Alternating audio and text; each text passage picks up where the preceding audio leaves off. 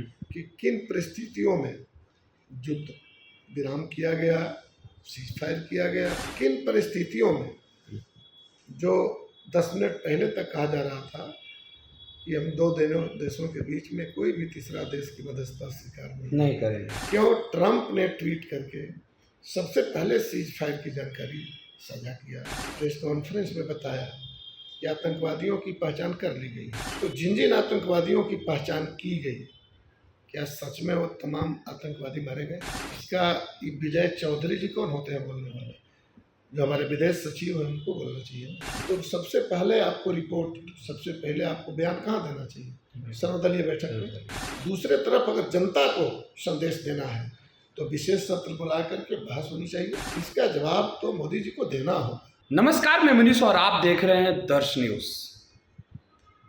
देश के नाम संबोधन प्रधानमंत्री नरेंद्र मोदी के द्वारा किया जाता है और नॉर्मल मिनिमम पॉलिसी पर बात की जाती है और कहा जाता है कि व्यापार और आतंकवाद एक साथ नहीं चल सकता है, पानी और खून एक साथ नहीं बह सकता है।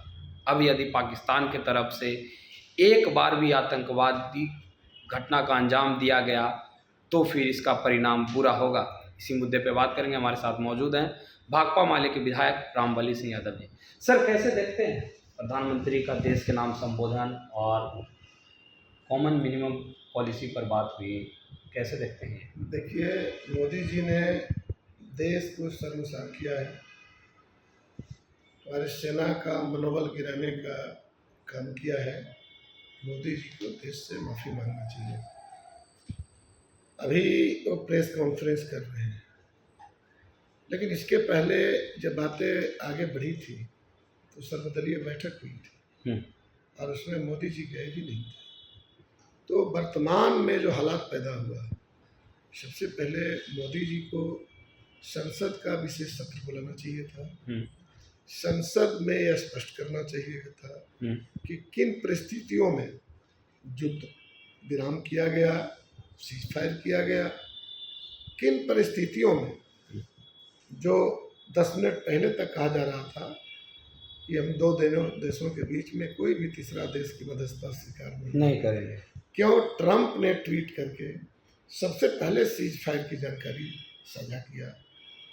तो इन तमाम बातों को लेकर के सबसे पहले विशेष सत्र बुलाना चाहिए था और विशेष सत्र के पहले सर्वदलीय बैठक बुलाना चाहिए था। बिल्कुल, क्योंकि पूरा विपक्ष, सत्ता से विपक्ष तक, देश में तमाम लोग, हिंदू, मुस्लिम, सिख, ईसाई, आपस में भाई भाई का परिचय दिया और सारे लोगों ने सरकार का सपोर्ट किया कि बिल्कुल आतंकवाद किसी भी कीमत पर बर्दाश्त नहीं किया जाएगा। जिस हद तक लड़ना चाहे हमारी सेना लड़े और निश्चित रूप से आतंकवाद का खात्मा हो। लेकिन हम देख रहे थे सेना मुस्तैदी से लड़ रही थी, सेना लगातार आगे बढ़ रही थी हमारे मिशन में, और जो विदेश सचिव हैं वो समय समय पर देश को संबोधित कर रहे थे प्रेस कॉन्फ्रेंस के माध्यम से। सेना के पदाधिकारी लोग जानकारी दे रहे थे और कुछ ही मिनट पहले ये जानकारी दी गई कि किसी तीसरे देश की मध्यस्थता स्वीकार नहीं है और एकाएक यह दुखद सूचना मिलता है देश को, सीज फायर का ऐलान हुआ, वो भी ट्रंप के माध्यम से सूचना दी गई। बिल्कुल। तो ये बिल्कुल भारत को शर्मसार करने वाला है और सेना को मनोबल गिराने वाला ये कार्रवाई है। लेकिन सर, जैसा कि विजय चौधरी जो संसदीय कार्य मंत्री भी हैं, उन्होंने कहा कि पाकिस्तान के डीजीएमओ ने भारत के डीजीएमओ से गुहार लगाई, बात की, उसके बाद जो है सीज फायर की घोषणा हुई है। और ऑपरेशन सिंदूर की बात की जाए तो जितना आतंकवादियों को चोट करना था उतना किया गया, उसके बाद जो है सीज फायर की घोषणा की गई है। कैसे देख रहे हैं फिर? सबसे पहले तो हमारे जो विदेश सचिव हैं, इन्होंने प्रेस कॉन्फ्रेंस में बताया कि आतंकवादियों की पहचान कर ली गई है। तो जिन जिन आतंकवादियों की पहचान की गई, क्या सच में वो तमाम आतंकवादी मारे गए? इसका विजय चौधरी जी कौन होते हैं बोलने वाले?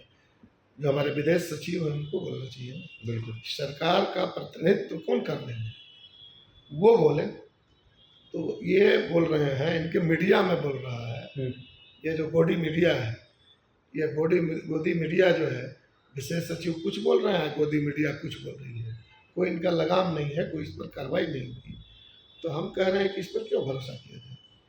तो हम तो कह रहे हैं कि जो हमारी बहनों की सिंदूर जो नुकसान हुआ था, ये मैंने कहिए कि ये अधूरा रह गया, मिशन अधूरा रह गया, और ये मोदी जी के करने से पूरा देश से शर्मसार हुआ है।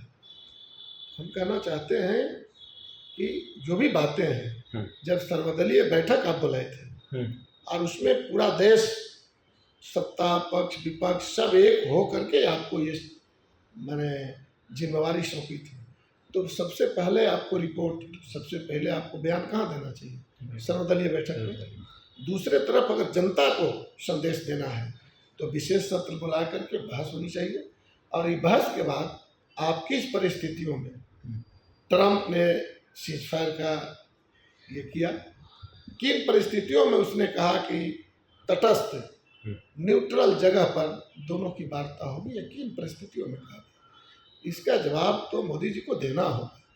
क्योंकि मोदी जी सर्वदलीय बैठक में नहीं है, तय हो रहा है सर्वदलीय बैठक में। अब मोदी जी भाषण दे रहे हैं, विजय चौधरी दे रहे हैं, तो फिर सर्वदलीय बैठक का क्या माने मतलब हुआ? सारे लोगों ने जो साथ दिया उनको आपने संदेश क्यों नहीं सुनाया? तो इसलिए हम कहना चाहते हैं कि बिल्कुल शर्मसार हुआ है, मोदी जी को पूरे देश से माफ़ी मांगनी चाहिए। तो ये थे हमारे साथ भाकपा माले के विधायक रामबली सिंह यादव, जिन्होंने तमाम बातें कही और कहा कि मोदी के कथनी और करनी से देश शर्मसार हुआ है।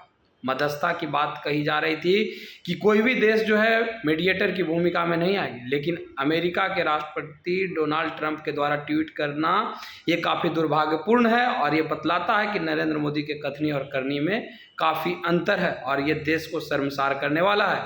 फिलहाल इस खबर में इतना ही, धन्यवाद।